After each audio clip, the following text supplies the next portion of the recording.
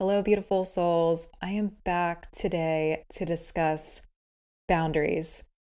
And the universe has made this very clear to me that this is going to be the topic that needs to be discussed today, as it has been a very recent theme that has been playing out in my life. And I just want to share with you all of my self realization around boundaries over the years and what that looks like in my everyday life now.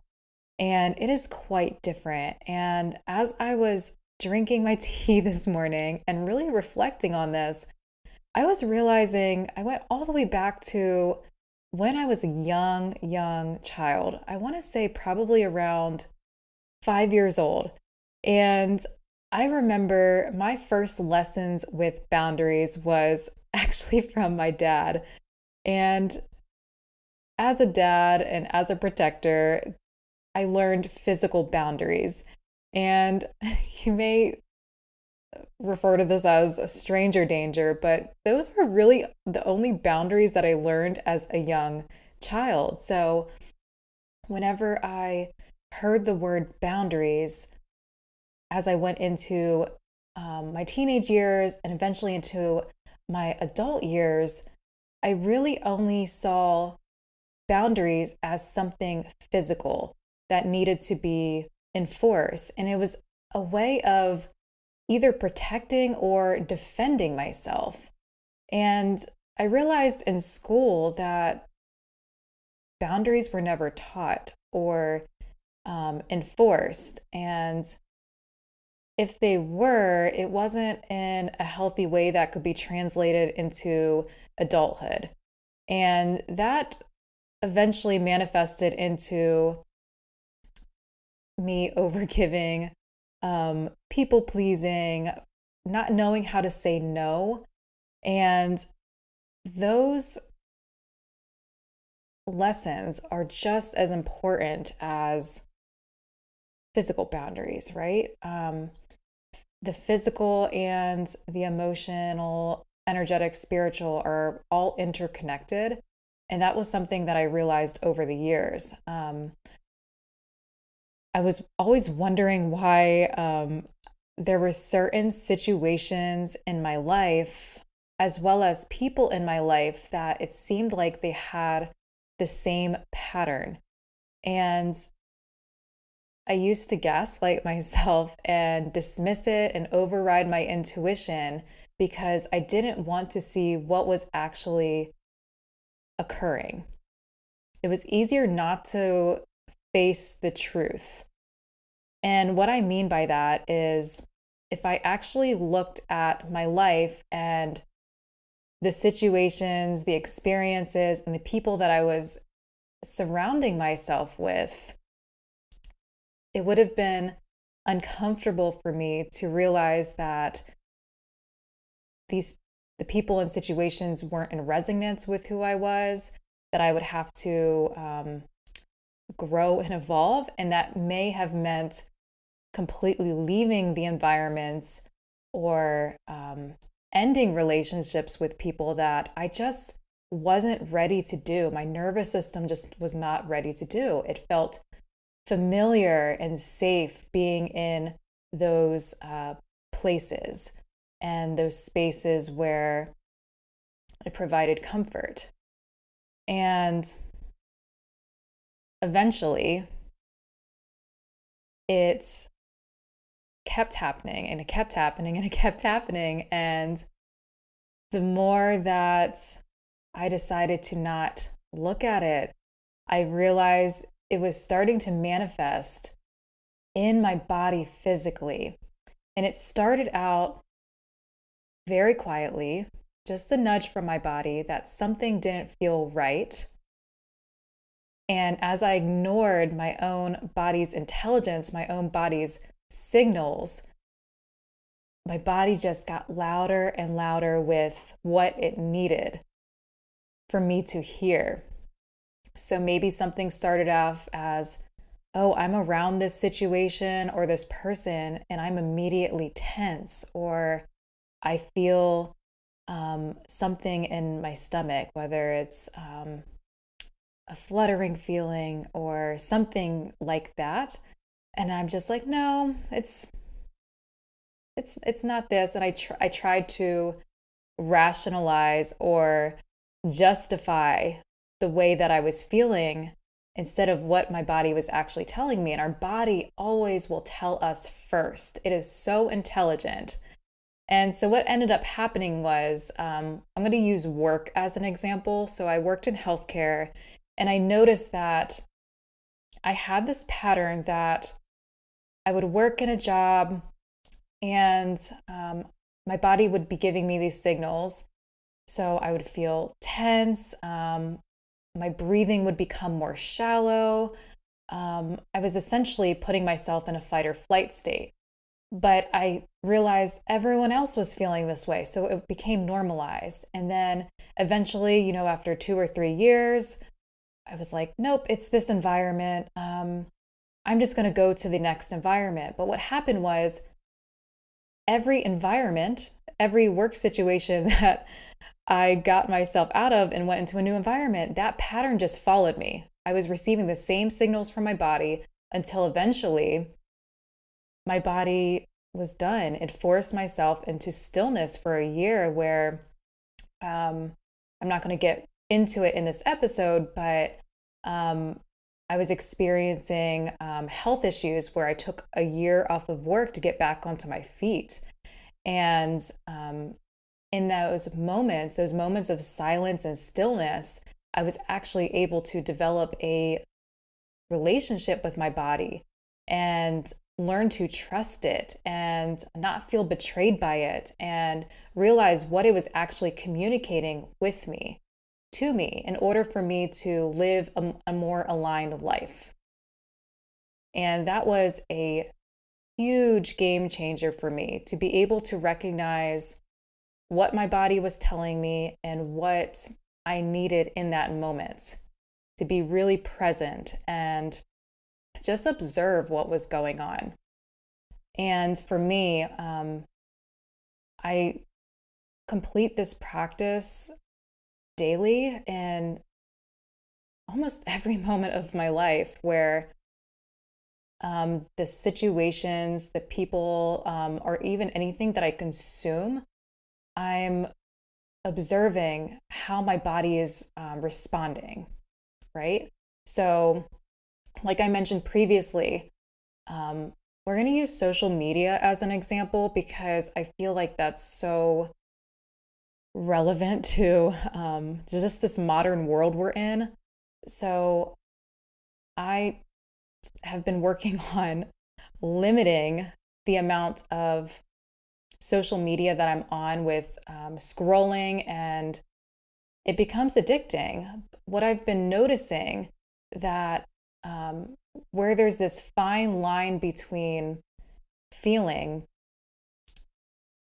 very present with it at first, very engaged, feeling joyful, maybe I'm laughing from what's on it, to then eventually it switches over to maybe comparing myself or going completely unconscious and actually not being present. And it's just this way of comforting myself because it's this consistent, steady input, almost like watching a comfort show. You just become mindless, right? It doesn't require anything from you. And it became this way of just regulating my nervous system.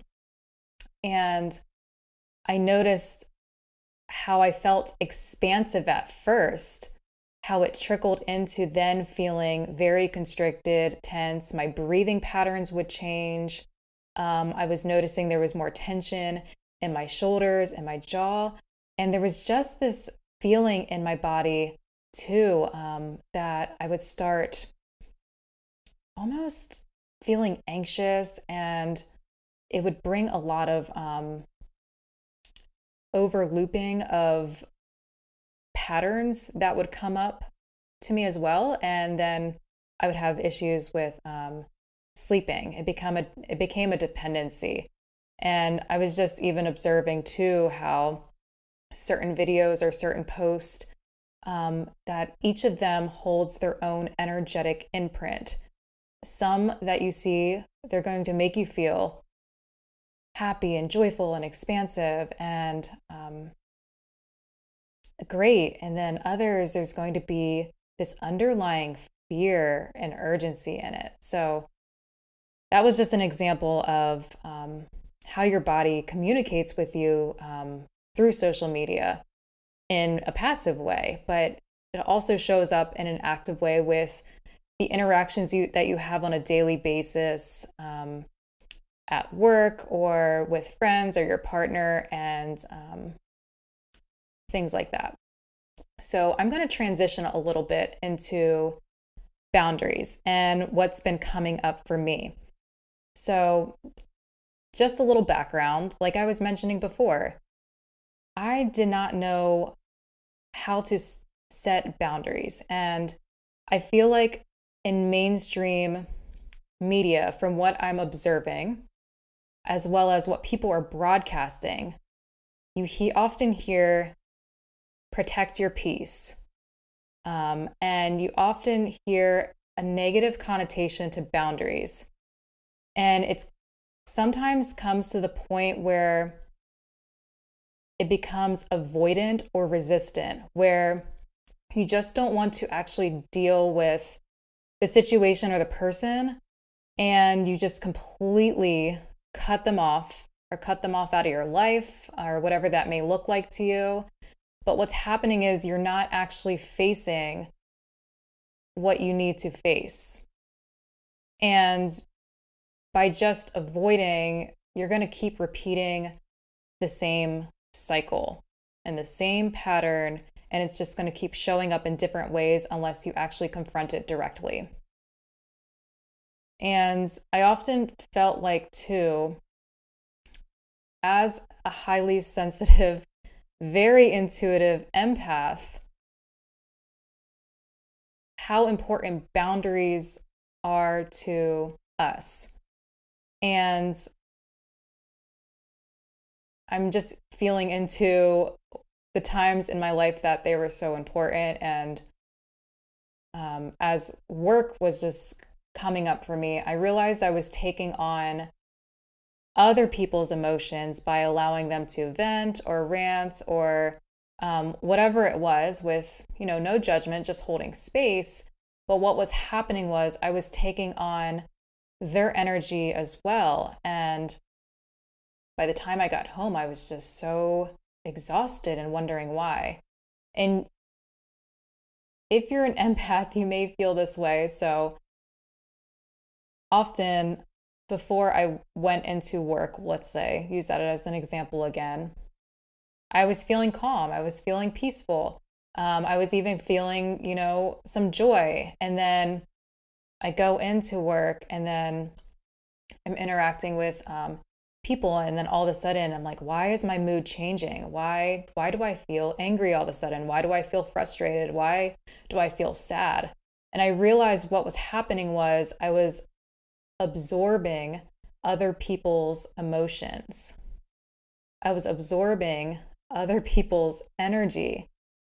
And the biggest thing I learned how to do was to observe and not absorb. I had this pattern where I felt like I had to save everyone. And most people will refer to it as being a martyr. And I feel like that stemmed from childhood, where if I was good, if I was obedient, if I pleased, then there would be no issues. There would be no trouble. Everything would feel calm and safe. And that carried on into my adulthood, which is the reason I definitely got into a helping profession, specifically healthcare. And yeah, I've noticed, I feel like with a lot of people that get into specific professions, or they're drawn to something, is a mirror of what was seen in childhood. What was the childhood wound that never was addressed, and it carries on into what we need to heal as we transition into adulthood.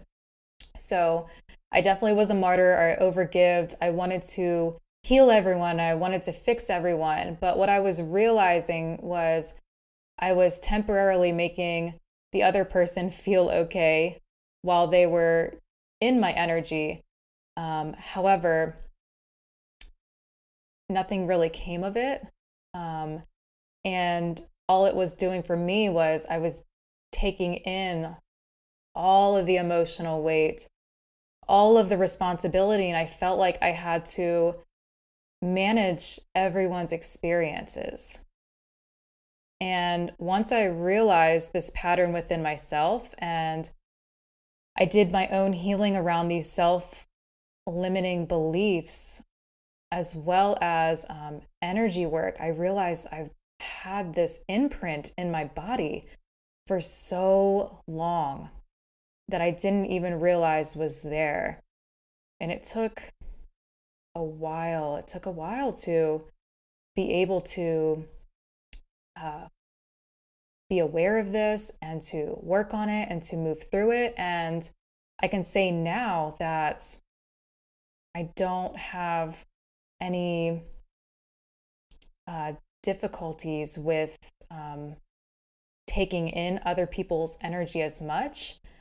And I'm able to just observe it from a higher vantage point without absorbing and entangling in other people's energy. And I feel like that's so important for people that are empathic to understand, because what happened to me was first, I felt like I wanted to fix everyone, I wanted to save everyone. Once I started becoming tired, exhausted, depleted, drained, and it was impacting my own health, I completely swung to the opposite end of the pendulum where I closed myself off. I guarded myself. I didn't want to even address any of it, and I completely avoided. But what was happening was that actually wasn't addressing the issue, that I needed to be courageous enough to confront. And now I can say I'm right in the middle of the pendulum where there's a balance between I can hold space for someone in with my feminine energy, but I also can contain it with the masculine energy and not take it on. And there's such an important teaching with this, because I've had a few people that have come into my world lately, and there's been a theme around, especially women, that they're very, very intuitive people. However, they are feeling so much energy that they don't know what energy is theirs and what energy is not. And they're swinging to the opposite end of the pendulum where they don't want to access their intuition. They don't want to feel because it feels so heavy. It feels overstimulating. It feels like too much. So they completely shut it down. But what's happening is that's actually causing a disservice, because they're not stepping into their power, that they don't realize that their sensitivity is their biggest gift. Their intuition is so important to be able to use every day, and to be able to tune into their higher self and live an aligned life in resonance. And it's something that I've been discussing with the women that have been coming into my life lately, that this is all a beautiful gift. It's just a matter of being able to recognize the energy, the discernment of what's yours and what's not. And I remember when I was feeling everyone's energy all the time and was getting very overstimulated, even being in public places just for a short period of time, like the grocery store, that I realized I needed to do something about it, because it was impacting my physical health. And I went to many different energy workers, many different psychic mediums, and they were all telling me the same thing, that I had to protect myself in a bubble of light. And it seemed like it was the same advice, but it only worked very temporarily. Like I'm seeing just putting a band-aid on something that needed to be addressed on a deeper level. So those practices are definitely important energetically, but we really have to take a look at what's going on inside at a very deep level. And this often stems from childhood and the patterns that come up with childhood. And something else I want to kind of segue into, if you will, is with boundaries. For me, boundaries provide clarity. Boundaries allow me to step into my sovereignty and my power. And boundaries support my nervous system. It has been life-changing. It's been scary and uncomfortable and very vulnerable to do. But I realized that when my thoughts, words, and actions are all aligned, are all in resonance, that it becomes clear and it doesn't require any over explaining or over justifying. And it completely helped me remedy the people pleasing and all of the other patterns that I was able to heal within myself. And it's been incredibly freeing. And I know it's uncomfortable to set boundaries, especially with people that you have an accumulated history with. And this could be, your parents or very close friends or your partner, but it's so necessary.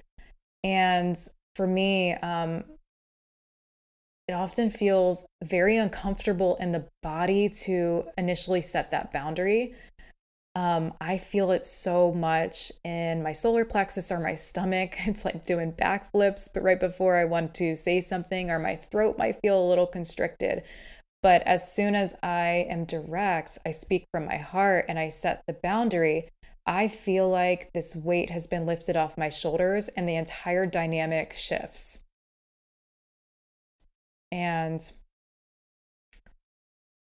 if that feels like too much and you're not able to express yet what you want to say, especially with people that you have a very close relationship with, practice setting that boundary out loud to yourself. Do it in the car while you're driving alone, speak in the shower, and just practice using your voice and expressing your truth. And once your nervous system feels more comfortable doing so, you can start expressing your truth in little ways. It doesn't have to be this big bomb you drop to people. And it shouldn't come from a place of defense or anything that's not from love. It shouldn't come from a fearful place. But for me, just practicing even saying how I feel out loud to myself started reprogramming, rewiring those connections, those neural synapses, if you will, to make myself feel more comfortable. And then gradually I was able to express what I wanted to say. And eventually it just became a part of my practice, a part of my everyday life, where now I feel so comfortable sharing exactly how I feel without feeling like I'm going to say the wrong thing, or I'm going to be judged, or I just know in my heart that what I'm saying is with integrity, because what I'm thinking, saying, and feeling, my thoughts, words, and actions are all in resonance and aligned. And it is the best freedom you can have. Um, Setting boundaries for yourself um, to support your nervous system um, is so key, especially in the world we live in now. And I mentioned this in the other episode too, but by setting your boundaries, you're also showing the other person too that it's okay to express their truth. You're planting that seed again. It's a ripple effect and it makes it okay. And I know that there are many people that need to hear this message. There are a lot of people that are in situations that they don't want to be in, whether it's work, like their career, or they're holding back on saying something to someone they love because they don't want to hurt their feelings. And I know there's a time and place for all of this, but it ultimately comes down to you have to be safe in your nervous system first before you're able to express your truth. And if anything, coming back to the breath seems so simple, but if you're going to have a conversation where you're going to set your boundaries, come back to your breath first. And the easiest thing to remember for me is to inhale, but exhale longer. And that's going to help your vagus nerve to regulate. Coming back to my breath seems like such a simple practice, but it is medicine. And it's something that is so overlooked. And I just want to leave this with you today. Where in your life do you feel like you need to set more boundaries? This can be with yourself and your routines and your rituals and your dreams. This could be at work, or this could be with people. Just feel into that and see what comes up organically. And that doesn't mean you need to do something immediately after listening to this episode, but it'll provide you the awareness of what needs to shift in order to live a more authentic life where you can be yourself and you can live freely and express your truth and live from your heart. And that will bring you more aligned connections and opportunities that will just fill your soul up. So I leave you with that. And until next time.